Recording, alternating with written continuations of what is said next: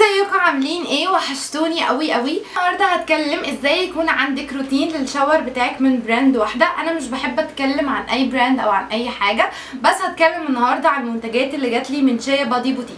اللي عارفني عارف اني قبل كده عملت فيديو عن حاجاتهم وكانت حلوه جدا، فتعالوا النهارده اقول لكم عن الحاجات الجديده اللي جات لي من عندهم وازاي ممكن تستخدميها وتبقي كيوت في نفسك. فبليز keep watching.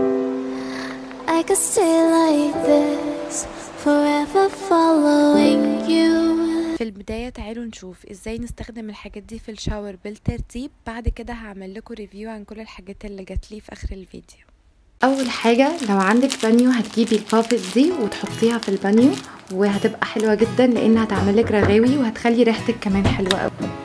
قبل ما تاخدي شاور ممكن تحطي ده على شعرك لمده ساعه، وبعد كده تغسلي شعرك لما تخشي تستحمي، كمان ريحته حلوه. او بعد ما تاخدي الشاور ممكن تحطي نقطه على شعرك.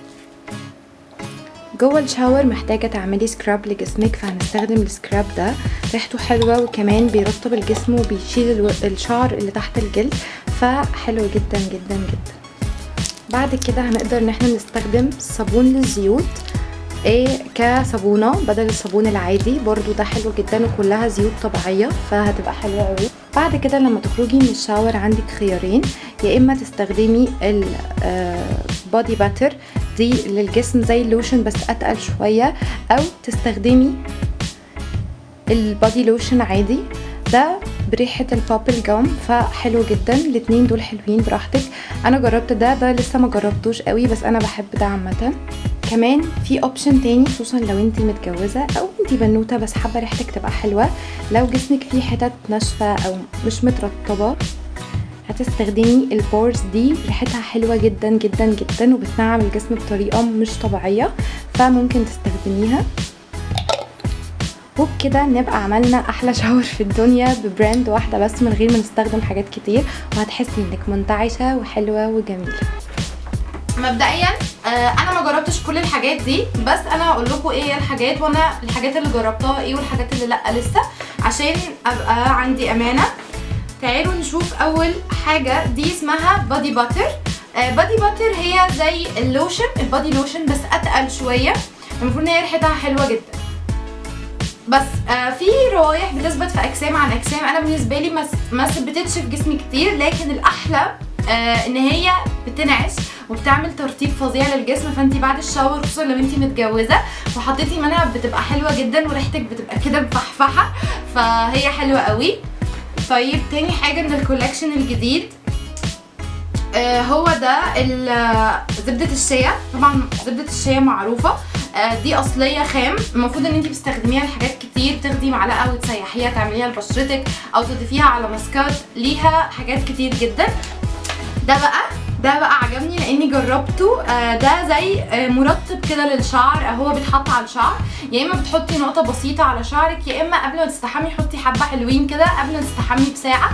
اكتر حاجه عجبتني فيه، انا جربته مره واحده فمش هقدر اقول الافكت كامل، بس اكتر حاجه عجبتني فيه انه بيخلي ريحه الشعر وهميه. وفي ناس كتير بعتت لي على مشكله ان شعرهم بيكمكم، فده ريحته حلوه قوي وهيخلي شعرك ريحته جميله. طيب نروح كمان لزيت جوز الهند. زيت جوز الهند ليه استخدامات كتير خصوصا في الشتاء، حلو جدا عشان الترطيب والقشف بقى والحاجات دي فبيكون حلو برضو. ممكن تسيحيه وتضيفيه على حاجات، تسيحيه كزيت وتستخدميه براحتك او تستخدميه زي ما هو كده خام، فحلو قوي.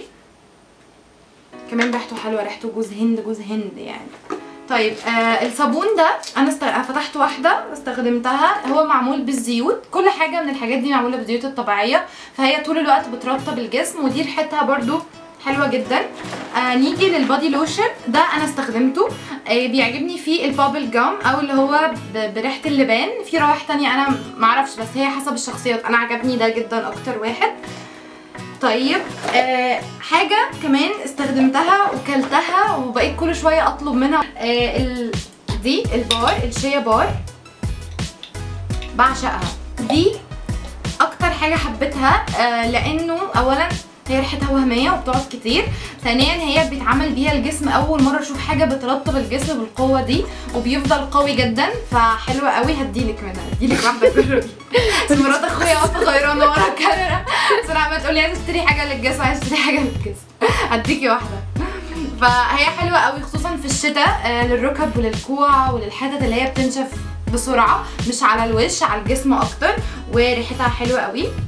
يا رب الفيديو يكون عجبكم وحبيتوه. الحاجات دي هتلاقوا دلوقتي باسمي انا، كود خصم، لاني ما بحبش اتدلع لوحدي، بحب ادلعكم معايا، فهتلاقوا خصم 20% على الحاجات دي. بس قولوا لها انه انتم من بيج هدير رؤوف وهي هتعمل لكم الخصم ده على طول. اللينك بتاعها موجود تحت ودايما بمنشنهم في ستوري، فروحوا شوفوا واطلبوا الحاجات، ولو جبتوا حاجات ابقوا وروني ايه اللي عجبكم وايه اللي حبيتوه اكتر حاجه. ويا رب الفيديو يكون عجبكم واكون بفيدكم. متنسوش تعملوا لي سبسكرايب ولايك وتستنوا تشالنج 15 يوم زي بتاعت السنه اللي فاتت اللي هي بتاعت الكريسماس. بحبكم قوي، باي باي.